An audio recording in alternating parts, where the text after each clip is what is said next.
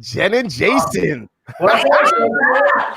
Thank you for joining us today. Thank you for having me, man. It was my pleasure.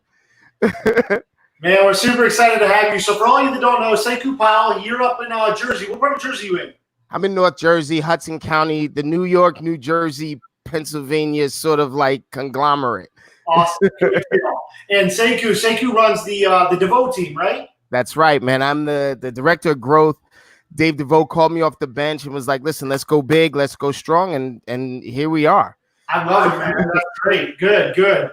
Well, we wanted to kind of pick your brain today on what's working for you. I know you are the master at the phone, and you lead the 2K call Wednesdays, and you've got some growth strategies. So we'd love to just hear from you, man. You know, I got a disclaimer to make. Okay. Yeah. So we've been running this thing called the Deal a Day program. Okay. Right. And I don't know if I know you've talked to my buddy Nick Krem, at least in the background. Yes. And he and I do this thing called the Sekou Krem, content and calls. So part of that is the Deal a Day program. So I'm working with about, 200 to 300 agents in an attempt to get them to do a deal a day. Well, my phone, as the disclaimer, has been on fire. Like my battery is dying 2 times faster than it normally will. Yeah. In the last 24 hours, we've cleared about 94 leads and contacts. That's amazing, man. That's great. It's insane. So yes, that's what we're doing. I don't know if I'd call myself a master of it, but damn it, I'm a pretty damn good student of the damn. You got to be a student to be a master, right? Yes, sir. That's we just great. do the same thing every day, man. It's wake up, crush it, hit the goals, set new goals, and do it again. Like that's it. Yeah, it's really that simple, though, right? It's just holding people accountable for taking action. So one of the things that we noticed in doing this thing to sort of really answer your question about the systems and the idea and the mindset is that too many of the agents that are in this business, in this industry, look at their role as a great employee. Mm-hmm. Like they want to show up, they want to be the great employee, they want to get a pat on the head or a pat on the back or something like that. And that's sort of a broken system, because we as agents are really, we're CEOs of our own company. And if we don't drive the company, no one will drive the company. Even if we're a member of a team, even if we, whatever it is that we do, the microcosm works on how our vision and our mind works. So all we've been doing, but from Dave to Nick to myself, all we've been doing is working on mindset and vision. Okay. And then holding them accountable to what they say their mindset and their vision is. Yes. So it's just a 2-pronged approach. What is it that you want to do? What are you planning on doing in order to achieve it? How do I help you? And what happens if you don't do it? Yeah. It's funny. I'm sorry. I think it's funny that you said it, because I don't know who said it. I just saw something the other day. They said you can't checklist yourself into success, right? No. Everybody wants this like perfect little checklist all the time. You have to inspire yourself into success. And You got to put your hands in the mud. Yeah. She's a yoga instructor. She's a good buddy of mine. She's this woman that went from like 300 pounds down to like 170 something. She's all stacked and dealt and all that. And all she does is yoga, right? And she's like, you say it like that, like all you do is yoga, but come and do it with me. And I'm like, okay, And then after an hour of me feeling like an absolute dutz and idiot, and she looks at me, she says, you did very well. I'm like, I'm a puddle of mess on the ground, and she's like, yeah, you're the mud right now. And in a few months, you'll be the lotus. And if you don't have the mud, you can't have the lotus. Yeah. And I'm like, oh, she's like, yeah, you look like an idiot right now, but we all look like an idiot when we first tried to do these things. Yeah. That's the essence of what we're doing every day with the Deal a Day program, is make a mess, look like an idiot, and get better every single day that you do it. Yeah. Keep improving and keep the consistency. I love it. One of the things I heard from Nick actually was about his wristband, the 100 to 0. And I love that, because at the end of the day, we're accountable for everything. Like everything that happens in our life, ultimately, I believe, is a fault or because of a choice we made. So I love the 100 to 0. Can you shed a little light on that? Well, the concept is really simple. You're either going to give it your all or you should do something else. Yeah. It's either all or nothing. And that's really the 100 to 0. It's all or nothing. And I know that people frown on that sort of gung-ho mentality and oh, you're pushy, but all of the words that they use to describe those of us that are driven to success. So I'm going to give you the 100 to 0 from a different perspective, right? I'm a basketball fan, a football fan. And before Kobe passed, Kobe was really talking some powerful stuff. And one of the main concepts that Kobe talks about is that if you want to win, you'll come and play with me. Any other position, second place on, you can play with any other team you want. But if you want to win, you come and play with me. That's the mentality of the 100 and 0. It's like, I don't want to play with someone that doesn't want to be the best. Yes. And so we play in this realm of mediocrity a lot in order to appease, I don't know, the society and everybody. Don't go too hard. Don't speak too rough. Don't do this. Nothing is to this or to that. Let's play towards the middle, right? Yeah. And I'm one of those guys that's like, I just want to be the best. I want to say that I am the best at something. And I want it to be argued. Well, no. I'm not the best. Jen is the best. No. Jason's the best. I want to be in that argument. Yeah. You're right. That's great.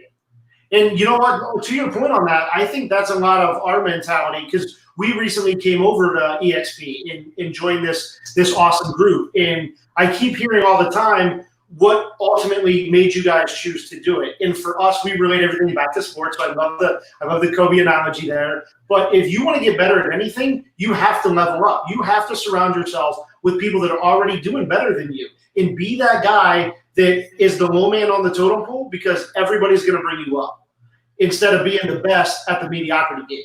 Yeah. So no, we don't want to play that game. My group, the Devoe Group has minimums, right? In order to be a part of the group, we have a minimum performance per agent. And, they're normal goals, so that we don't scare people away. Yeah. But when you're in the group and I'm like, yeah, why don't we do a deal a day? And as an agent, you go, what? A deal a day? Like, that's impossible. Like, why would you expect anybody to do that? I'll be like, here's your sign. Like, you can go. I'll see you later. Like, it'll be good if you're over there with that and not over here with that. Yeah. Dave goes nuts because Dave is like a mindset like guru and master. He's like, everyone can win and this is, and then I'm like, yes, they can if they want to. Yes. Yeah. And so that's where we are, man. We're in this space. When we moved over to EXP, just like you, we were like, okay, so we're doing it well over here. We're doing pretty good. We're the best of the middle over here. Right. These guys are like, what are you doing to crush it like that? Yeah. And how the hell are you doing this? And why are you buying a table of 200 people? Why are you buying dinner for all of them? Like, how could you do that? And they're like, my rev share takes care of it. I'm like, what? We were. I don't know where you were before for EXP.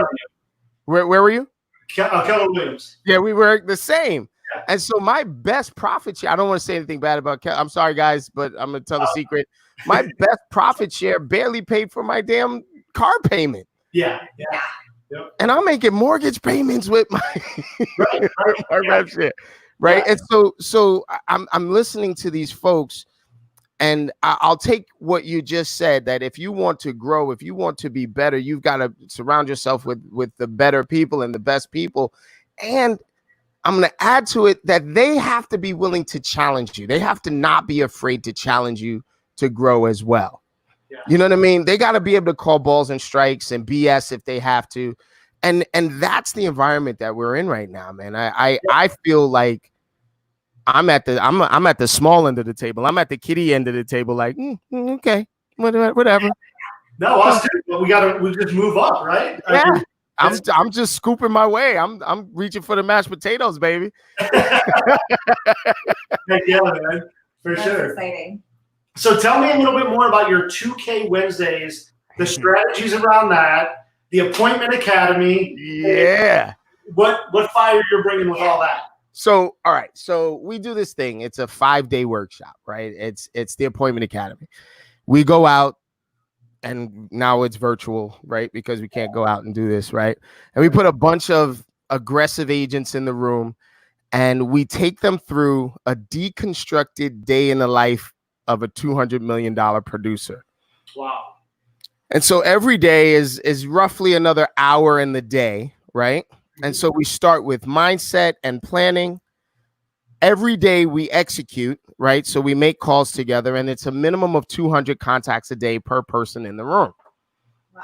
And in the beginning of the week, everybody is like, how could you possibly make 200 contacts in a day? And by the end of the week, they're like, is it only 200 contacts? Can we make more contacts in a single day? You know, we go through planning and execution and follow up and what your presentation should sound like, both buyer and seller. We go through what a showing should look like. We do all of this stuff sort of deconstructed at the highest level possible. Because we're in the room together, I can hear what you're saying to your client, customer, or prospect, and I can pitch coach. Dave can pitch coach, et cetera, et cetera. So now what you're doing is, at the highest level possible, you're prospecting, and instead of making up objections, we're listening to real objections and handling them in real time. Yeah. It is awesome, right? So that's the Appointment Academy, right? So I get a challenge from one of the agents that are like, you know, we should do this live one of these nights for lead follow-up. And I'm like, nobody wants to see us do our lead follow-up at night. He's like, we should do it live. We should do this every day. There's a guy named Devin. He passed away. He's one of my best friends before we lost him. And he's like, yo, if you do it, I'll do it. And I'm like, all right. And so that's all I need. All I need is somebody to put their hands in the mud with me, right? Yeah. And so I made a promise. I said, okay, every Wednesday we'll share our lead follow-up with the crew. And so the first Wednesday, it was just called 100 Contact Wednesday. Okay. Well, we hit 300 contacts that night. We actually hit more than that, but I wasn't counting right. So then Chris McMahon, who's the director of awesome stuff in our group, because that's his official title. I love it. Chris McMahon gets on with his Boba Fett helmet on, and he goes, we should call it 1K Wednesday. Ha, ha, ha. Well, Devoe gets that, and that's all he talks about is 1K Wednesday, 1K Wednesday. Yeah. So, of course, we get on to do 1K Wednesday, and we do 3K that first night. That's awesome. Well, it spiraled out of control, man. January 1st, 2020, we did 10,876 contacts. On the first day of the year. First day of the year, first day of the month, first day of the decade. Yeah. Right? You guys we were promoting 10K Wednesday, and in fact, we did 870 something more than 10K. Wow. Well, July 1st, 2020 was also a Wednesday.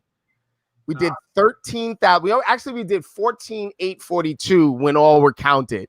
But live, we did 13,378. That's crazy. It's bananas. 36 transactions were created on July 1st this month.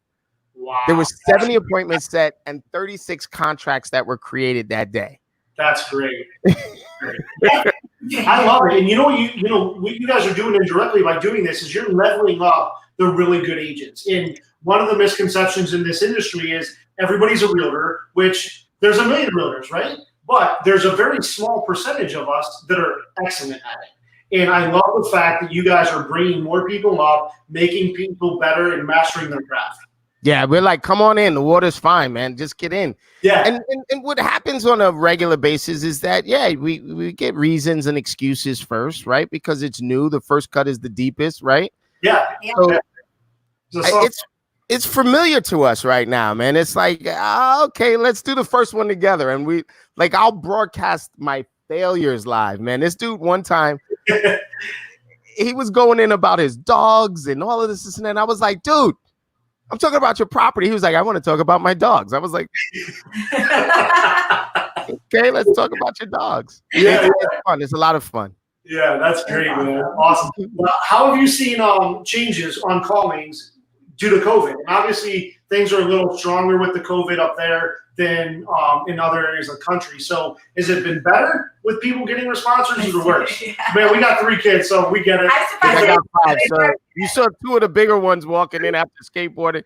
Look, this is the reality that we live in now, right? Yeah. So there was 2 weeks of panic up here, right? There was 2 weeks of abject panic where, like, you know, they were running around trying to buy toilet tissue instead of trying to buy, you know, properties. They were spending the same amount of money, right?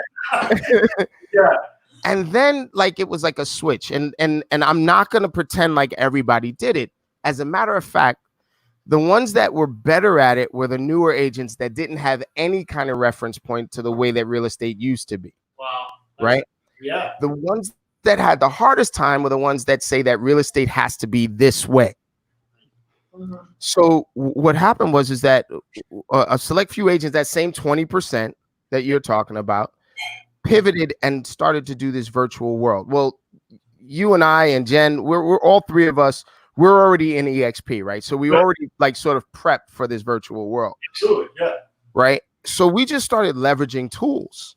So now that's where Sekou Creme comes out, right? Where we're talking about content and calling, where maybe traditionally I might have gone and knocked on your door if I could not find you, right? But now because of COVID, everybody's home. So if you're not answering the phone, there's a reason why you're not answering the phone. And I can find you on Facebook, and chances are you're online now because you're not out of the house and running around.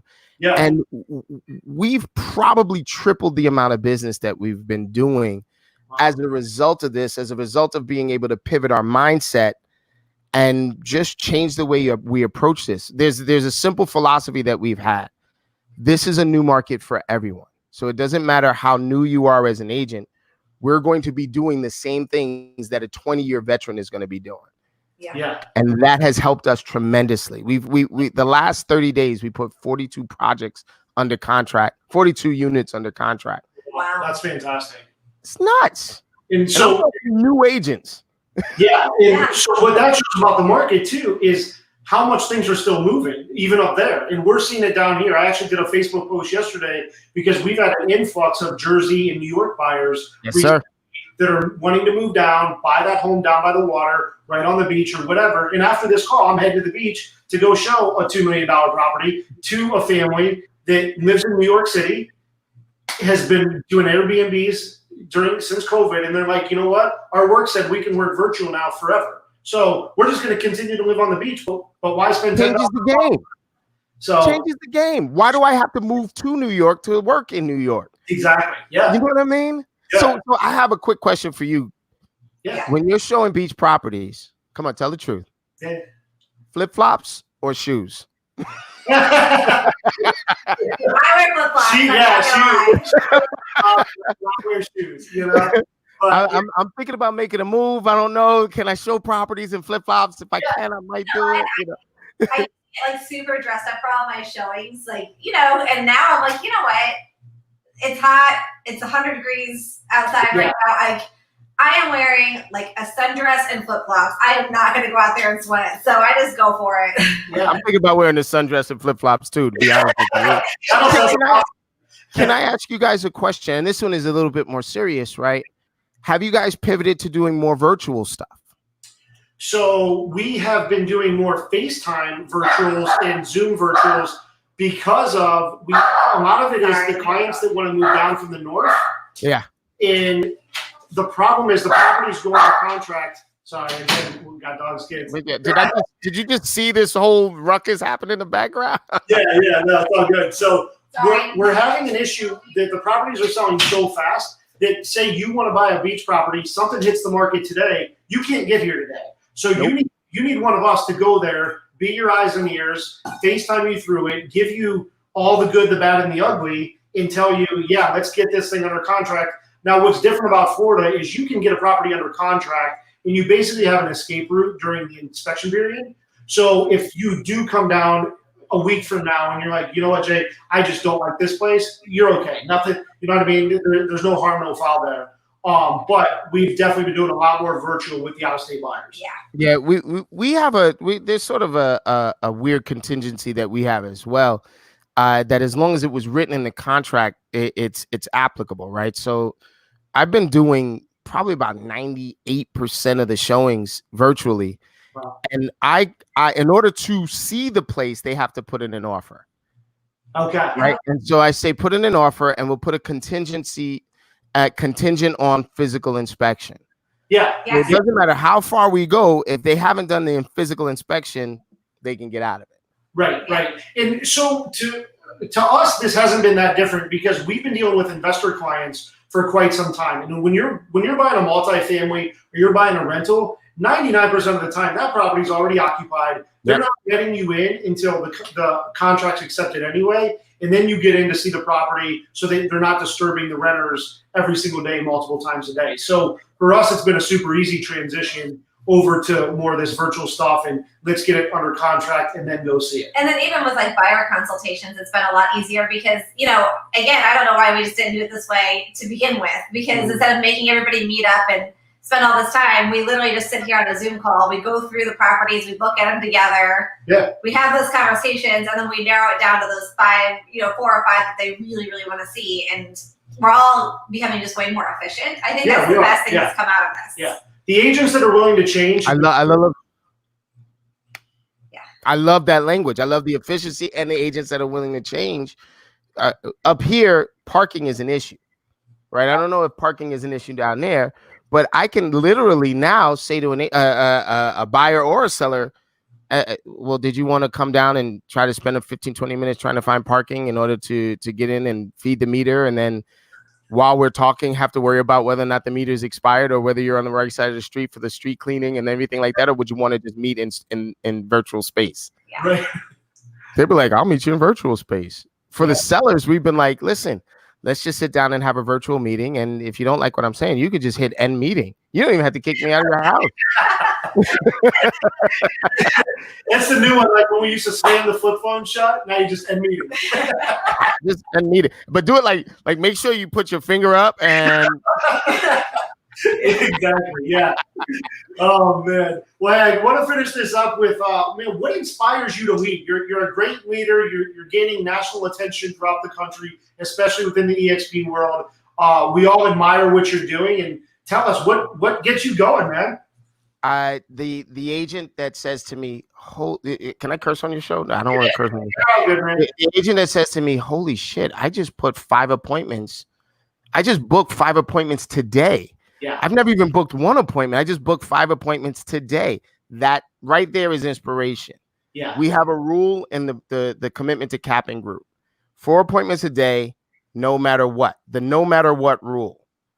So they're either going to book 4 appointments for themselves, appointments for other agents in referral, appointments for price changes. They're going to figure a way to habitually set 4 appointments. When that is reached, the inspiration is easy. It becomes easy to coach, easy to lead. It's awesome. Great stuff. That's awesome. I'm like, now, man, I gotta get on the phone. Yeah. Well, listen, I'm gonna tell you right now. I like so people are like, oh, well, what's so hot about EXP, or what's so hot about your group, or what's so hot about this? I'm like, there's $1 billion worth of information in my sponsor line. It is. When you join, you have access to my sponsor line, so you have access to $1 billion worth of information. You and I both, or you two and I and Dave and all of us came from KW. And look, I'm sorry, but the ALC didn't work the way it was supposed to.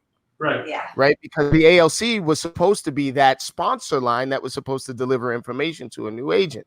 Yeah. Well, for no fault of their own, they had to focus on their own deals and their own lead gen and their own this and that and the other thing. My job is to make sure that everybody in my downline is successful. That's my job. Yeah. I'm like, let's go. Yeah. You hit on that. I mean, that was one of the main reasons we went to KW, was to try to find the next set of information on how to get better, how to continue growing, and ultimately after the 3 years there, we weren't getting it anymore. And then we make the switch over, and it's like, it's like a fire hose of information, right? It's like everything you've been searching for all these years. It's like the silver bullet. You're like, what's happening? Yeah, and you're like, I can't even consume all this information that I want to consume right now, but you can segment it out and start getting it all, because once you come, it's just available. It's all there at the tip of your fingers anytime. And that's been huge for us. And then the fact of, hanging around guys like you, and everybody levels up, right? You're going to get better because our groups are full of rock stars. Yeah. All of them. Yeah. All of them.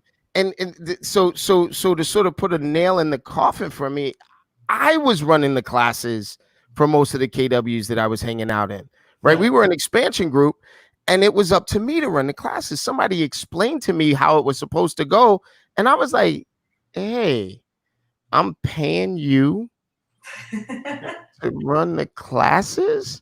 Right. Well, in this universe, man, just like you said, everybody levels up, and I get to learn from my downline as well. Yes. Because I'll tell you right now, I didn't know anything about webhooks or landing pages or any of that technical mumbo jumbo. All I knew was pick up the phone and start calling. Yeah. Now, Right. it's on, baby. Yeah, it is. You're right. Well, man, I really appreciate your time, and we want to respect your time here and try to keep this under 30. Thank you so much for doing this with us. Thank you for being the inspiration and the leader that you've been to so many agents throughout the country. So I want to jump in on one of your call nights. How do I do that? Please, no, that's what I was just about to say. Yeah. Come on in Wednesday night. So Wednesday, that's tomorrow, right? Tomorrow's Wednesday. So from 4 to 7. Okay. We go on. I will shoot you guys the StreamYard link, and all you're responsible for doing is making a mess, baby. That's it. Like, let's just make a mess. Let's be weird and clunky and make a bunch of contacts and hang out with some pretty strong agents. Oh man, that would be awesome. That's great. Yeah, we'll do it. And Sekou, what's your website so that some of these other agents that are tuning in or are going to watch it afterwards can get some of your information from? So they can go to Sekou Pyle, spelled like my name right there that you got going on, SekouPyle.work. Or they can go to SekouKrem.com, KREM. Yep. Right? Okay. Or they could just hang out with me on Facebook, man. Just find me on Facebook. I friend everybody. The weirdos, people. I don't care. Yeah. Expand that network, though, right? I mean, you never know. Hit you up on Facebook. They may need information that you're willing to give. Listen, Tina Call said it best. She was like, you can accept them. They could be creepy. You can block them. Have a good day. You know what I mean? Like, for sure, man. That's awesome. Well, thank you so much, and we'll see you tomorrow. Thank you so much. I'll see you tomorrow. Awesome, guys. Awesome. Thanks, man. Have a great day. Bye. See ya.